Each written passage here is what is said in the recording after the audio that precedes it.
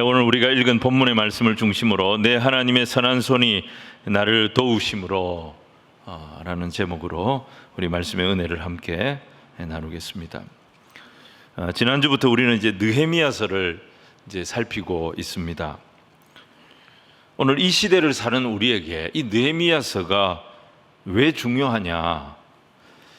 여러분, 기도하는 사람이 교회 안에서의 삶뿐만 아니라 교회 밖에서 이 세상을 어떻게 살아야 하는지, 그리고 그런 믿음의 삶을 통해서 하나님이 그 사람을 어떻게 사용하시는지, 이걸 볼 수 있는 성경이 느헤미야서인 것입니다. 여러분, 느헤미야는 목회자가 아닙니다. 제사장이 아닙니다. 그의 조상이 포로로 끌려왔어요. 그는 이교도의 땅에서 아무에게도 존중받지 못하고 어떻게 보면 철저한 차별을 당하면서 그렇게 마이너리티로 자란 일반인입니다.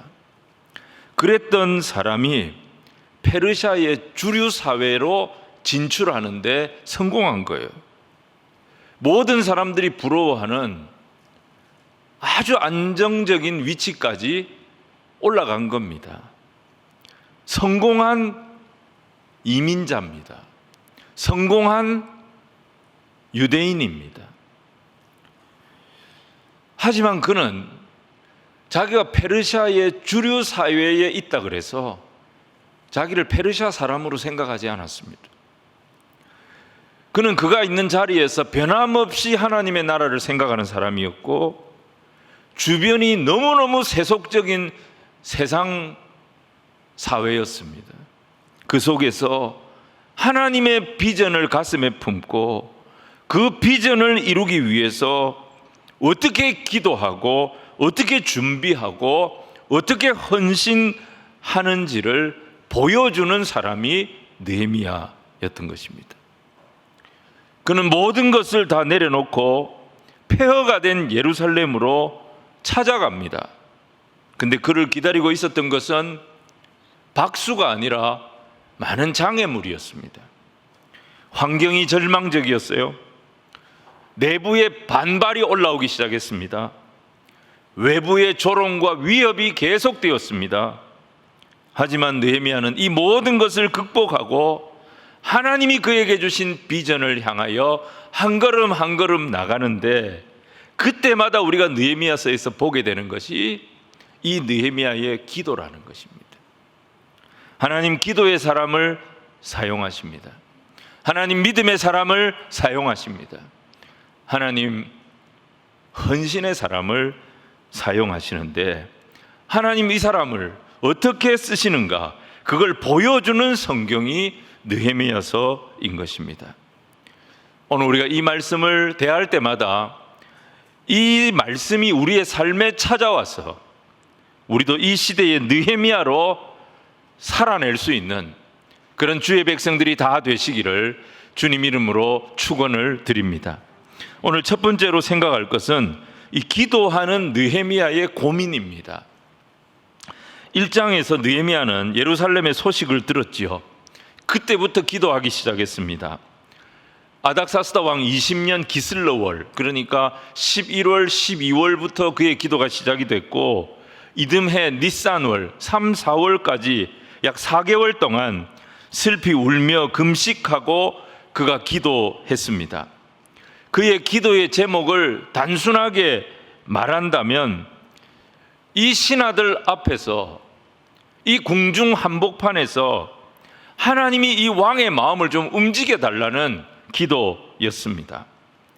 여러분, 사실 직장 생활 해보신 분들은 아시겠지만 성질 고약한 윗사람, 특별히 그런 오너의 마음을 움직인다고 하는 것이 그렇게 쉬운 일이 아닙니다. 요셉 시대에 이집트의 바로가 보통 사람이 아니었습니다. 다니엘의 시대에 바벨론과 메대의 왕들이 여러분 만만한 사람들이 아니었습니다. 에스더의 남편 아하수에로 절대 쉬운 사람이 아니었습니다. 이 사람들은 하나님을 믿지 않는 왕들이었습니다. 그리고 자기 외에는 어느 누구도 믿으려고 하지 않는 사람들이었습니다. 그리고 이들에게는 권력이 우상이었어요. 권력 뺏기면 자기가 죽는 거예요. 그래서 권력을 지키기 위해서라면은 무자비하게 불같은 성격으로 누구든지 그 자리에서 내칠 수 있는 그런 용의주도하고 무서운 사람들이 바로 이 왕들이었습니다. 그런데 하나님은 이런 세상의 군주들을 움직이십니다. 거룩한 주의 일에 순한 양처럼 이들이 쓰임받게 되는 것을 보게 되는 거예요. 오늘 느헤미야서도 마찬가지입니다. 오늘 2장 1절 보시면 아닥사스다 왕 20년 니산월에 그가 왕 앞에 나아갔다 이렇게 되어 있습니다. 이때가 언제냐면 기원전 444년 봄이에요. 느헤미야가 비장한 기도를 시작한 지 4개월이 지나가는 시점이었습니다. 느헤미야가 이 넉 달 동안 하나님 앞에 전심으로 기도했습니다. 물론 이 일이 하나님의 손에서 이루어지기를 바라는 믿음으로 구한 기도였습니다. 하지만 또 하나는 이게 생각보다 아주 복잡하게 얽혀있는 일이었기 때문입니다. 사실 성벽 재건 운동은 느헤미야가 처음 한 게 아니에요. 그 이전에 이 운동을 시도했던 이들이 있었습니다. 14년 전에 학사 에스라가 2차 귀환자들 한 1800명 데리고 예루살렘에 갔습니다. 그 예루살렘에는 성전이 완공되어져 있었습니다. 스룹바벨이 1차 귀환을 주도했던 스룹바벨이 지은 성전이었어요. 이 성전을 중심으로 에스라는 대각성 회개운동을 일으킵니다. 그러면서 많은 사람들의 마음이 다시 뜨거워지기 시작했을 때 무너진 성벽을 우리 한번 재건해보자 이 시도를 했었어요. 그런데 그때 예루살렘 성벽이 만약에 재건이 된다면, 예루살렘이 이전 영광을 회복하게 된다면 주변에 있는 이방 민족들에게 이게 큰 부담이 될 수가 있었던 것입니다. 그래서 이방 민족들, 특별히 사마리아 사람들이 이 일에 대해서 아주 조직적으로 방해하기 시작했던 겁니다. 사실 이 사마리아 사람들의 방해 공작은 고레스 왕 때로 거슬러 올라가야 됩니다. 바벨론을 정복한 이 페르시아의 고레스 왕은 모든 유다인들이 포로된 땅에서 다시 예루살렘으로 돌아가서 성전을 건축할 수 있도록 조서를 내렸습니다. 이 조서가 있었기 때문에 스룹바벨과 제사장 예수아를 중심으로 한 5만 명 되는 유다인들이 예루살렘에 돌아와서 성전을 지을 수 있게 된 것입니다. 그런데 그때부터 사마리아 사람들은 유다인들의 성전 건축을 방해했습니다. 이게 에스라 4장 1절로 5절의 내용입니다. 여러분, 이들이 썼던 방해의 방법이 뭐냐면 사마리아로 파견된 페르시아의 지방 관리들, 그리고 바사 궁정에 있는 중앙 관리들을 그냥 전방위적으로 뇌물을 주고 포섭을 한 거예요. 그래서 이들로 하여금 예루살렘에 대한 부정적인 상소가 계속 올라가도록 만든 것입니다. 유다인들은 옛날부터 유일신 하나님을 섬긴 민족입니다. 그래서 누구에게도 쉽게 굴복하지 않는 아주 골치 아픈 민족입니다. 이들의 힘은 성전에서 나옵니다. 만약 이들이 성전을 갖게 된다면 그 성전을 중심으로 다시 힘을 모으게 될 것입니다. 그러면 그 성전을 중심으로 제국의 반기를 드는 독립운동을 일으킬 것이 뻔한데 왜 무너진 성전을 다시 짓도록 만들어 주는 겁니까? 이런 상소를 올린 거예요.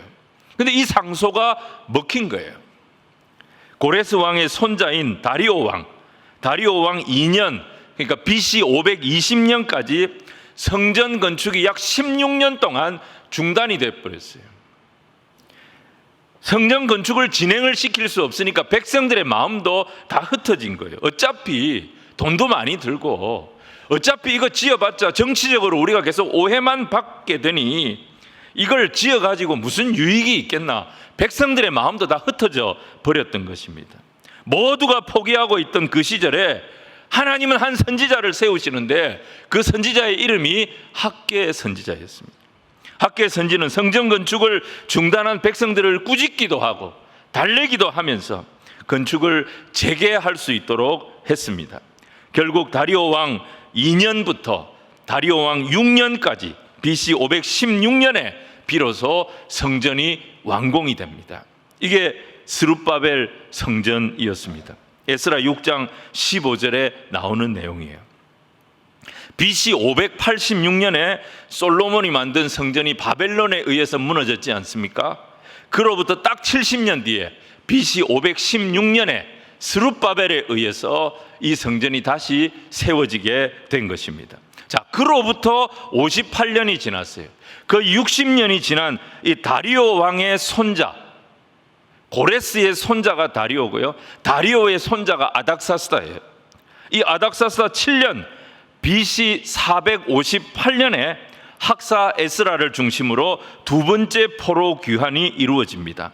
그리고 이들이 아까 말씀드린 대로 성전에서 영적 대회개 운동, 대각성 운동을 일으켰고 그 힘을 가지고 무너진 예루살렘 성벽을 이번에는 건축을 하려고 했던 거예요.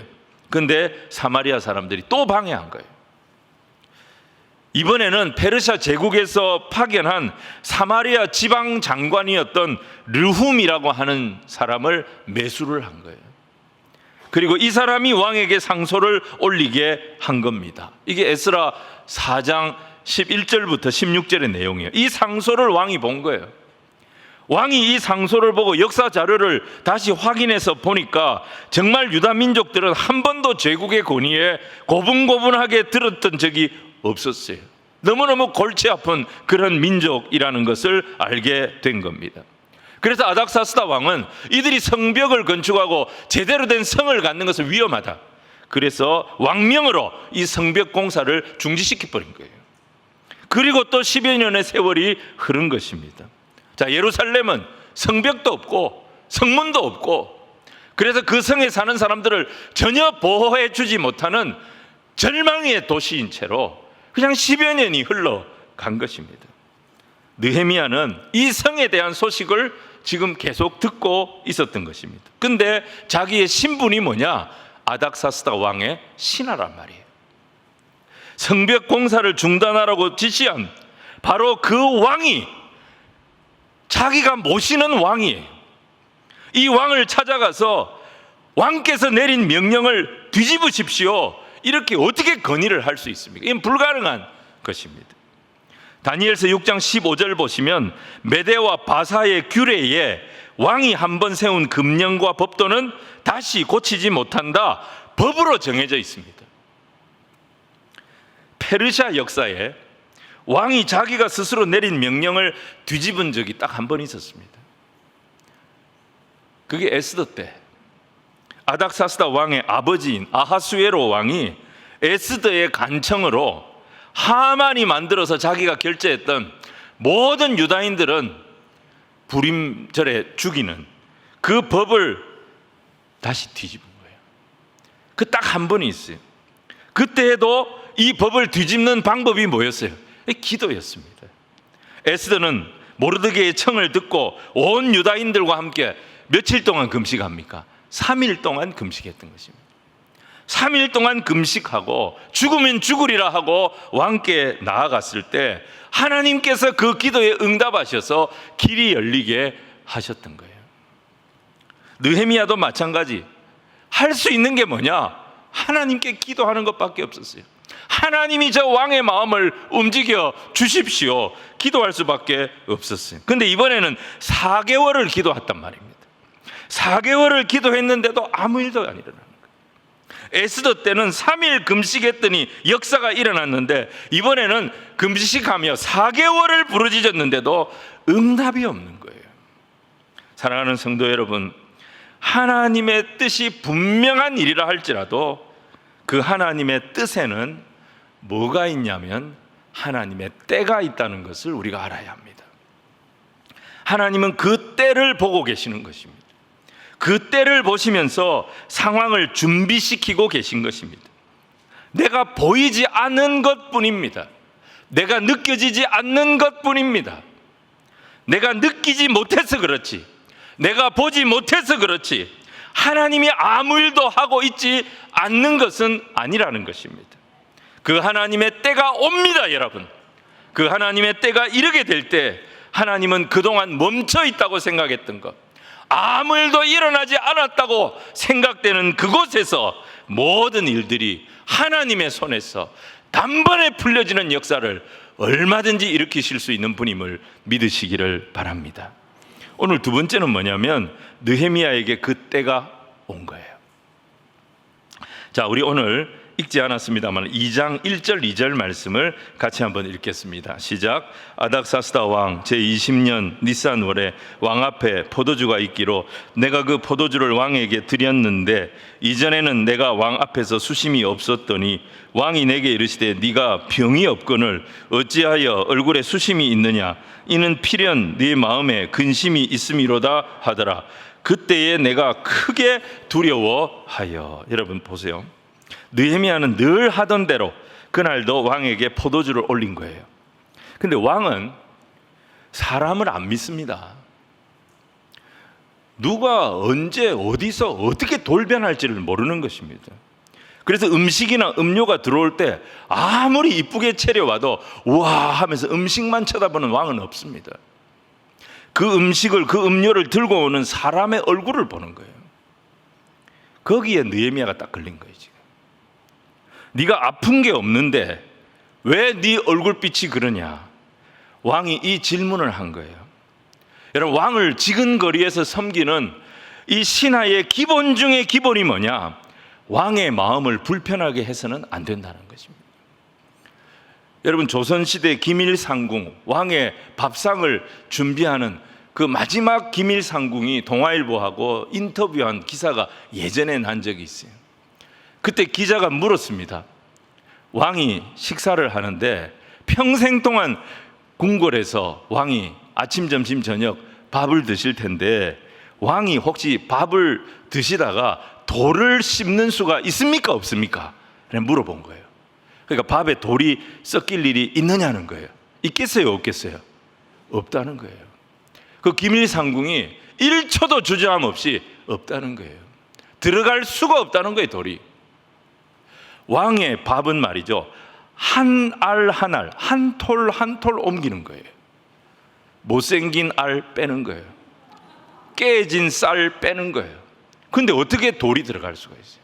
절대 들어갈 수가 없다는 거예요. 왕을 그렇게 섬기는 거예요. 근데 느헤미야는 왕궁에서 평생을 살아온 사람이에요. 자기 감정을 철저하게 통제하고 왕이 불편해할 표정을 안 짓도록 완벽하게 훈련이 되어 있는 사람이 느헤미야였어요. 근데 한 번도 한 적이 없는 실수를 느헤미야가 그날 한 거예요. 이 실수를 또 왕이 놓치지를 않았던 거예요. 만약에 왕이 불쾌감을 느꼈다면, 야, 너 좀 너무 오래 있었던가 보다. 네 얼굴이 왜 이러냐? 너 많이 컸다. 그러면 바로 호위무사가 와가지고 데리고 가버리는 거예요.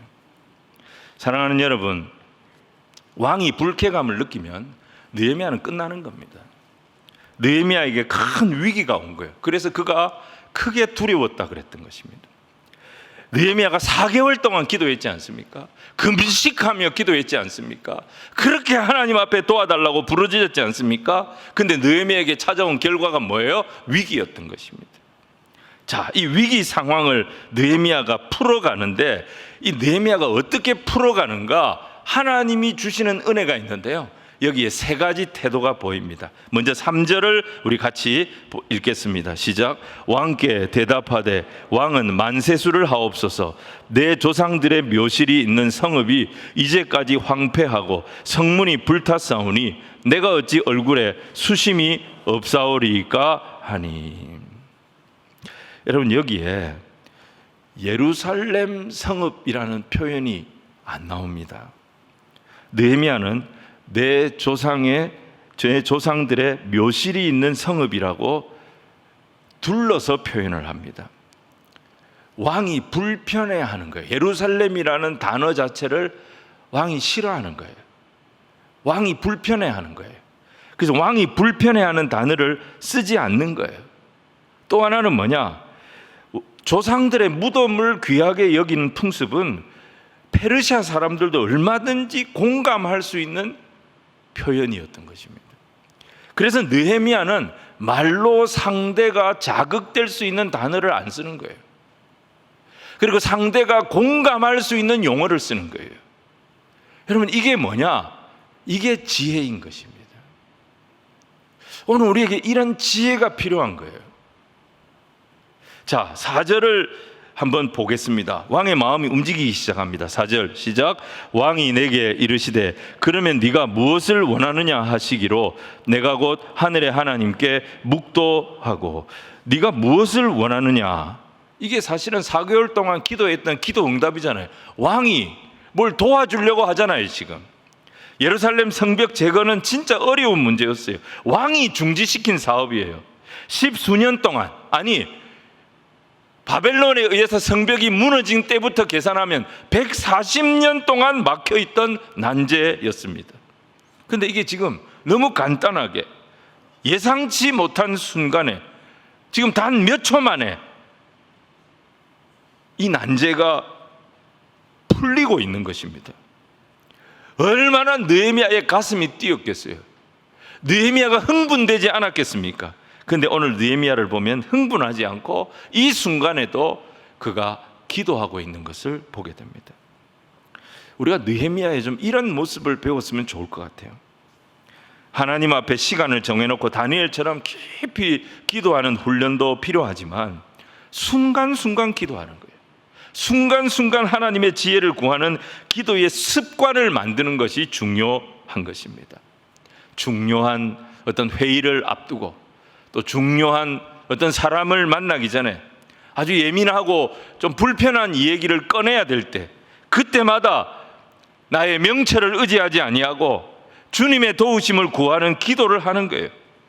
짧은 기도를 하면서 하나님의 도우심을 받은 이 느헤미야의 말을 우리 한번 보겠습니다. 5절 말씀을 같이 읽겠습니다. 시작. 왕에게 아뢰되 왕이 만일 좋게 여기시고 종이 왕의 목전에서 은혜를 얻었사오면 나를 유다 땅 나의 조상들의 묘실이 있는 성읍에 보내어 그 성을 건축하게 하옵소서 하였는데, 여러분 여기 보면 왕이 만일 좋게 여기시고 종이 왕의 목전에 은혜를 얻었사오면, 느헤미야의 첫 번째 태도가 지혜, 말의 지혜였다면 두 번째 왕을 움직이는 지혜는 겸손이에요. 겸손. 여러분 상대는 우리하고 대화를 할 때 우리가 무슨 말을 하는가, 그 말의 내용에도 관심이 있지만 그 내용 이상으로 나의 태도를 봅니다.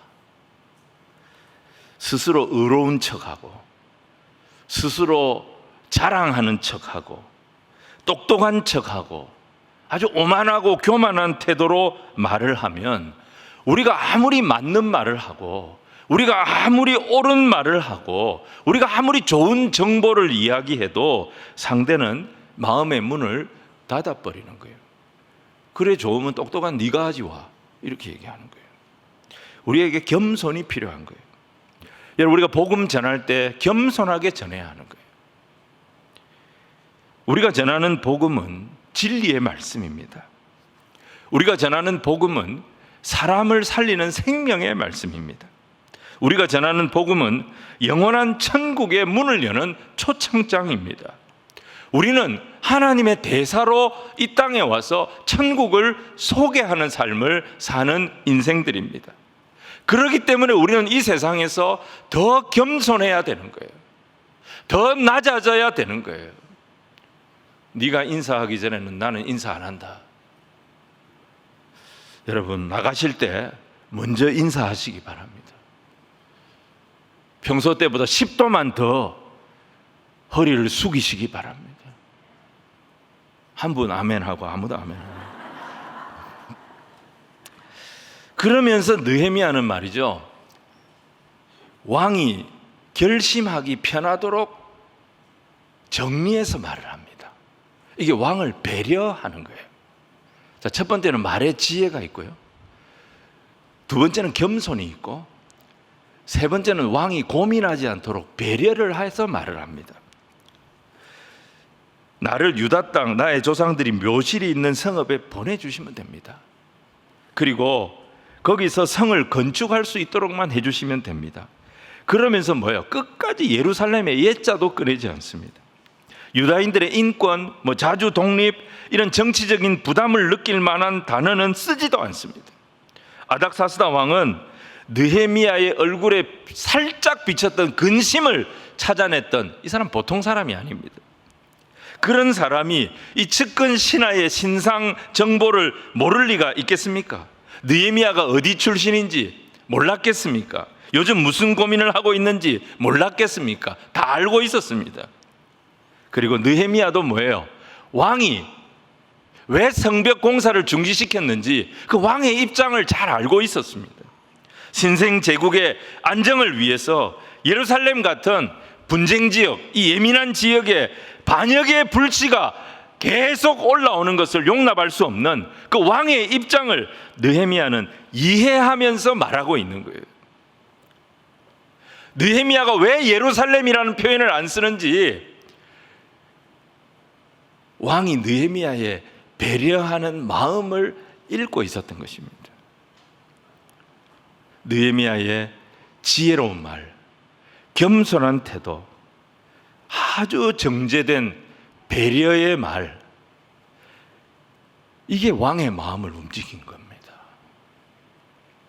여러분, 우리가 세상 속에서 믿음을 가진 우리에게 이런 태도가 필요합니다. 자, 6절 왕이 이런 말을 합니다. 우리 6절 말씀을 같이 읽겠습니다. 시작.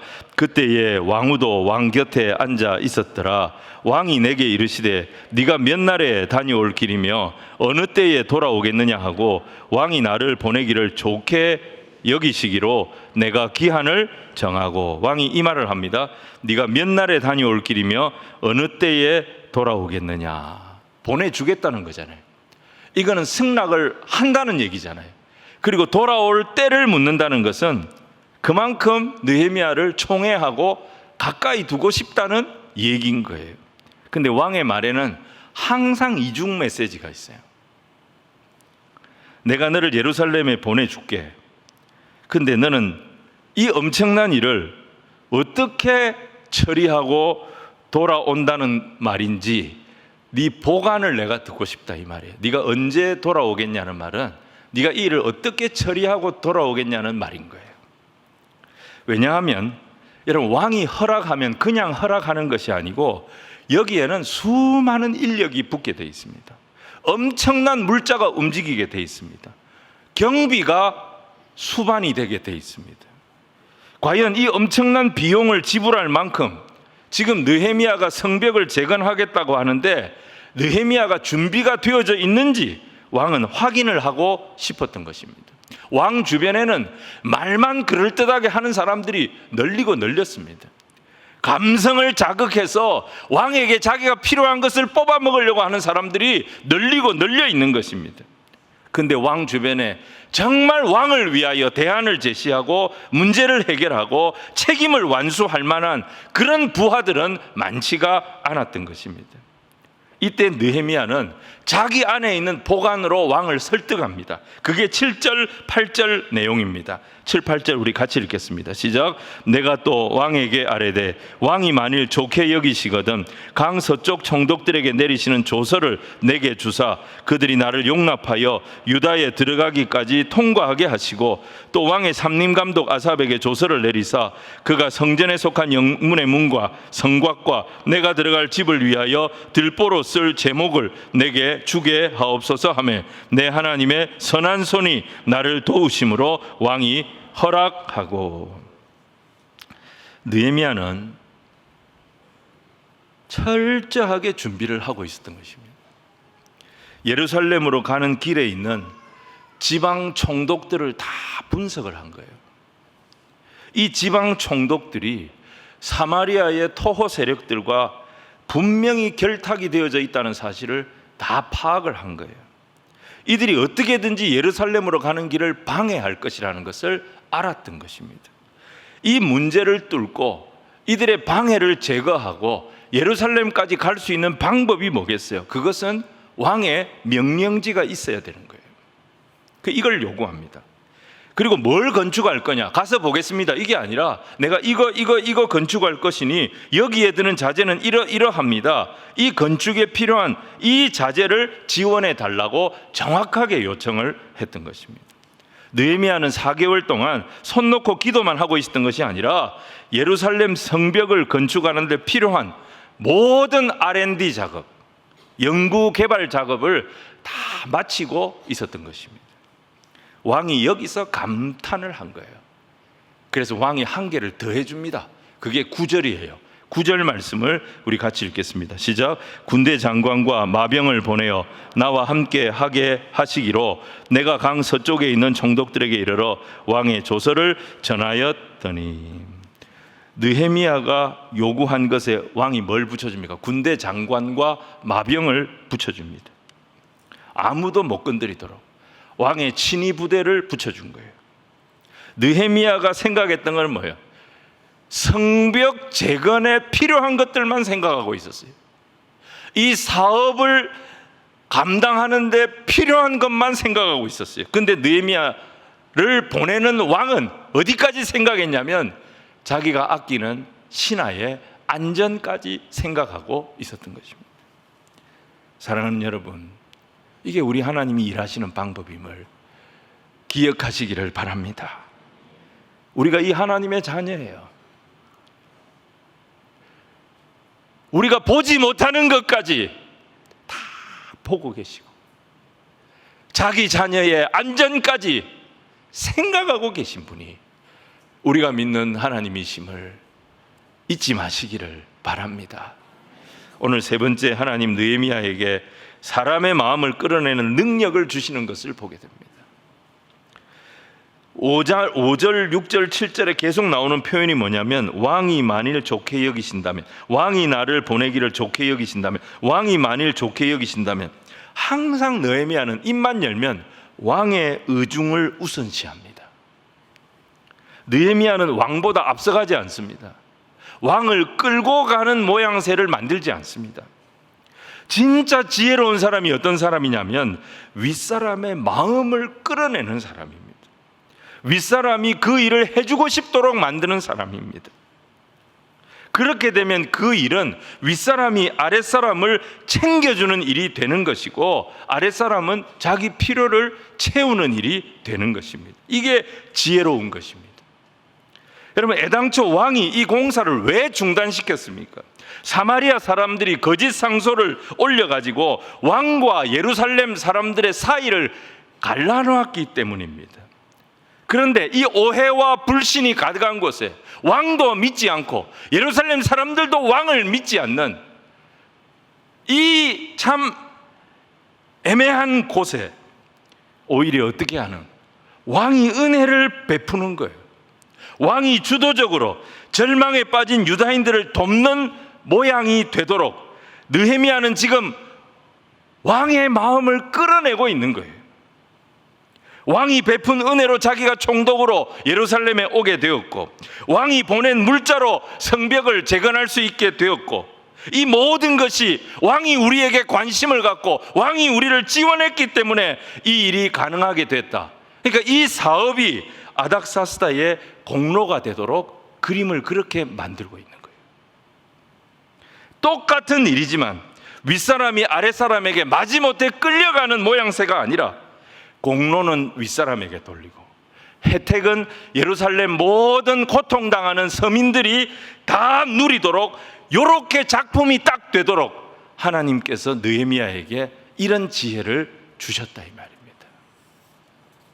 저는 오늘 이 말씀을 준비하면서 하나님이 이 느헤미야를 얼마나 사랑하셨는가를 보게 됩니다. 느헤미야가 4개월 동안 기도했던 이 일은 정상적인 절차를 밟아서 진행을 시킨다면 도저히 할 수가 없는 일이었습니다. 왕명으로 왕이 중지시킨 일입니다. 이스라엘 백성들은 도저히 불가능하니까 다 절망했고 다 포기했던 일이었습니다. 근데 그 일이 생각지도 못했던 곳에서 단 몇 분 만에 해결이 된 겁니다. 여러분, 이게 우리 하나님이 기도하는 사람에게 허락하시는, 그래서 하나님의 일이 되도록 하는 하나님의 방법입니다. 우리의 구원도 마찬가지 아닙니까? 발버둥을 쳐도 우리의 능력으로는 도저히 이룰 수 없었던 것이 우리의 구원이었습니다. 율법으로 이미 우리는 정죄가 되어져서 도저히 이거는 뒤집을 수가 없는 것이 죄인인 우리의 구원 문제였습니다. 근데 하나님 이걸 어떻게 해결하십니까? 십자가에서 아들 예수님의 보혈을 통해서 죄와 사망의 늪에 빠져서 절망하던 우리 인생들을 단 한 번의 제사로 완벽하게 해결해 버리셨던 것입니다. 여러분, 이게 우리를 사랑하시는 하나님의 지혜요, 하나님의 은혜인 것입니다. 저는 남북 통일도 이렇게 이루어질 거라고 믿습니다. 내일이 광복절이지요. 1945년 해방 이후로 남북이 갈라져 버렸어요. 북쪽은 완전히 공산화가 돼 버렸어요. 그래서 6.25 전쟁을 일으켰고 온갖 악한 짓을 저질렀고 교회를 다 없애버렸습니다. 이 민족의 앙금이 치유가 되지 않아서 지금까지 지구상 유일의 분단 국가로, 전쟁이 끝나지 않았어요. 휴전 상태, 전쟁을 쉬고 있는, 여전히 전쟁 중인 그런 땅이 되어 있습니다. 국제적인 역학관계로 이거 풀 수가 없습니다. 미국과 중국의 입장을 생각해 보면 도저히 불가능입니다. 아무 일도 일어날 것 같지 않지만, 통일은 불가능할 것처럼 보이지만, 우리가 기도할 때 우리를 죄에서 구원하신 하나님, 느헤미야의 기도에 응답하셨던 하나님, 그 하나님은 이 문제도 어디서 어떻게 해결의 실마리가 풀리도록 하실지 우리가 알 수 없는 것입니다. 그렇기 때문에 우리는 우리 눈에 아무 일도 일어나지 않는다고 답답해하거나 포기해서는 안 되는 것입니다. 그렇게 항암 치료를 받는데도 나는 왜 이렇게 나아지는 게 없나 실망하지 마시기를 바랍니다. 하나님은 지금 아무 변화가 보이지 않는 내 연약한 육신 속에서도 얼마든지 일하고 계신 하나님이심을 기억하시기를 바랍니다. 세상을 살면서 나는 왜 이렇게 도와주는 백도 하나 없나 서러워하지 마시기 바랍니다. 백이 없어서 서러워하다가 돌아가시는 분들은 돌아가시면서 빽 하면서 돌아가신다 하더라고요. 여러분, 우리에게는 세상에서 가장 강한 백이 되시는 하나님이 계십니다. 여러분, 유다의 대적들은 겨우 그 지방 관리들 매수하고 있었습니다. 지방 관리 매수하고 있을 때 우리 하나님은 느헤미야의 기도를 들으시고 그들의 윗사람의 윗사람의 윗사람의 윗사람의 윗사람인 페르시아의 왕을 만지고 계셨던 것입니다. 하나님의 수는 우리와는 차원이 다릅니다. 이사야 55장 8절로 9절 말씀 우리 같이 읽겠습니다. 시작. 이는 너희 생각과 다르며 내 길은 너희의 길과 다름이라. 여호와의 말씀이니라. 이는 하늘이 땅보다 높음같이 내 길은 너희의 길보다 높으며 내 생각은 너희의 생각보다 높음이니라. 아멘. 여러분, 그렇기 때문에 우리는 사람 찾아다니고 어려운 얘기하고 그럴 필요가 없습니다. 만군의 여호와이신 주님 손을 오늘 이 시간에도 다시 한번 딱 붙잡는 우리가 돼야 됩니다. 10절에 보면 페르시아 왕의 권세를 등에 업고 느헤미야가 지금 예루살렘에 오고 있다, 이 소식만 듣고도 대적들이 두려워 근심했다고 하지 않습니까? 마귀의 세력 두려워할 필요 없어요. 세상 권세 너무 겁낼 필요 없습니다. 하나님이 우리와 함께 하시면 세상은 우리를 감당치 못하는 것입니다. 요한일서 4장 4절 말씀, 자녀들아 너희는 하나님께 속하였고 또 그들을 이기었나니 이는 너희 안에 계시니가 세상에 있는 자보다 크심이라. 사랑하는 성도 여러분, 담대하게 세상 가운데로 기도하며 주의 손 붙잡고 나가서 하나님의 역사를 이뤄냈던 이 시대의 느헤미야, 저와 여러분이 다 되시기를 주님 이름으로 축원을 드립니다.